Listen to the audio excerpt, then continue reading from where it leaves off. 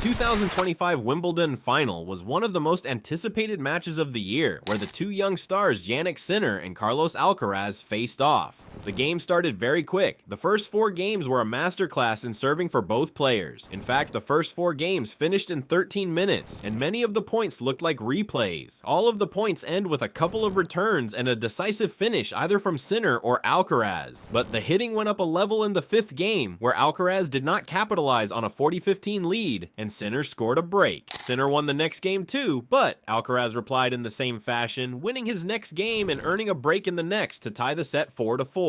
Alcaraz then went into his groove and started leading the first set 5-4. Sinner's serving fell hard and Alcaraz won the set. This was a very impressive set by Alcaraz, who was down 4-2 at one point, but he won 4 games in a row. Sinner made 13 unforced errors and managed 0 aces, but all of the points were magnificent showcasing of the highest level of tennis, especially the last one, which earned the Spaniard the set, where both Sinner and Alcaraz hit hard and deep, and both ran extremely quickly corner to corner and produced unbelievable returns. Ultimately, Alcaraz produced the last blow and took control of the finals. Sinner knew he fell off in the second part of the first set, and he came out strong in the second set, breaking Alcaraz in the first game, and then took a 4-2 lead, just as he did in the first set. Alcaraz fought hard, and some of the best points were played during these games. Both players were fast, and they showcased their athleticism and shot power to the fullest. Alcaraz managed to make 7 aces, but also made 3 double faults and 13 unforced errors. While Sinner did not make a single ace,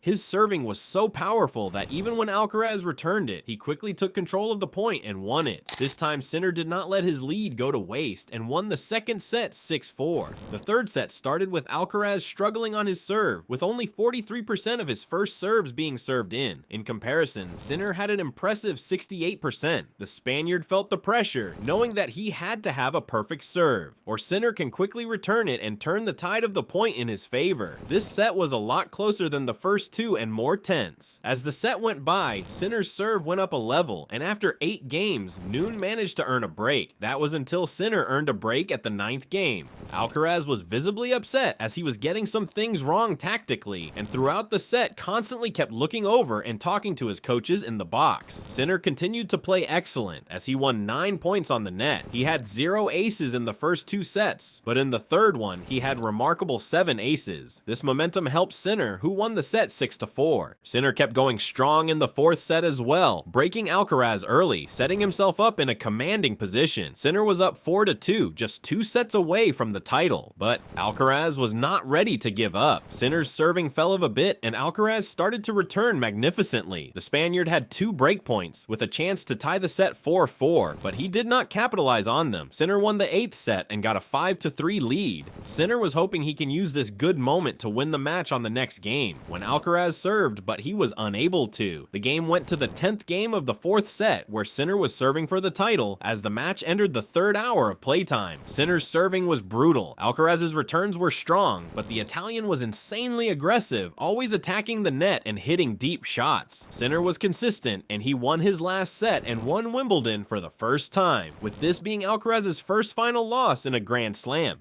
After the final, Alcaraz acknowledged the excellence of Sinner. "It always feels bad to lose a final, but Sinner deserved it. He has played very well. I am happy for you, for your team, how you prepared the match, and I am happy for you, and I wish you luck on the court and off it, and I hope our rivalry will continue." Alcaraz also reflected on his season so far. "I am very happy and proud of what I have done this season. I was struggling at the beginning of the season, but then I began to enjoy playing again, to play good again, to feel excited to play again." Sinner complimented Alcaraz too and added, "We have a good relationship and I hope we can build on it on and off the pitch." The match was hard emotionally, especially because I had a hard time in Paris last time versus Alcaraz. But it's on me to work, and I did, and that is the reason I am here. I am happy that I am healthy and that I can play in front of everyone. At the moment, I am truly just living the dream. This was Sinner's first Wimbledon title, and he became the first Italian to win this tournament. There's no denying it anymore. Men's tennis now belongs to 2 players, Jannik Sinner and Carlos Alcaraz. For over a year, they've distanced themselves from the rest of the field, and with every Grand Slam, the gap grows clearer. What once looked like a promising rivalry has become the defining dynamic of the sport. This is the Big Two era, and it has already begun. Sinner and Alcaraz have now won the last 7 Grand Slam titles between them. In 2025, they've contested Roland Garros and Wimbledon, an extremely rare feat. They've done what no other current players have managed: sustained excellence across all surfaces, deep slam runs nearly every time, and the ability to raise their level in the most important matches. The rest of the field isn't close. They're ahead in fitness, shot making, mentality, and consistency. When one falls, the other usually lifts the trophy. And yet, until now, Alcaraz had held the upper hand in their personal battle. He came into Wimbledon with 5 straight wins over Sinner, including major finals and semifinals. He had figured out how to win in tight moments, and he carried the confidence of someone who had already proven himself on the biggest stages. For Sinner, the challenge wasn't just physical or tactical, it was mental. Breaking through meant changing a pattern that had begun to feel one-sided.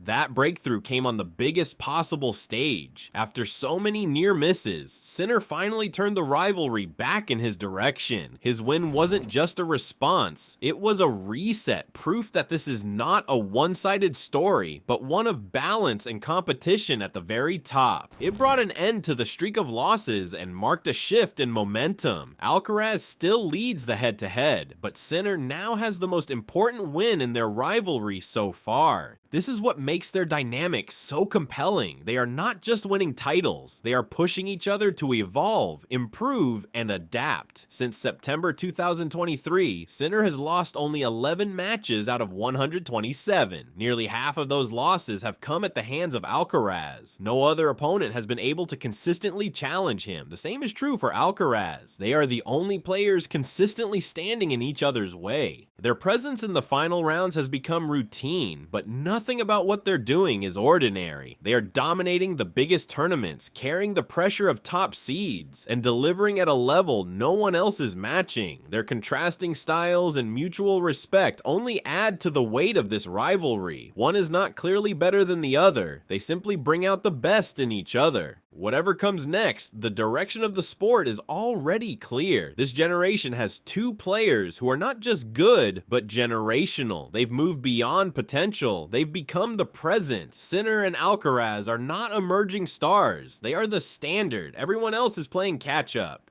At 22 years old, Alcaraz and the 23-year-old Sinner are expected to face each other in many more major finals over the coming years, further fueling one of the sport's most exciting rivalries. Currently, Alcaraz holds the psychological edge, having won their last 5 meetings, a statistic that underscores his recent dominance. Since the beginning of his title-winning streak at the China Open in September 2023, Sinner has suffered just 11 losses out of 127 matches, with nearly half of those defeats coming at the hands of Alcaraz.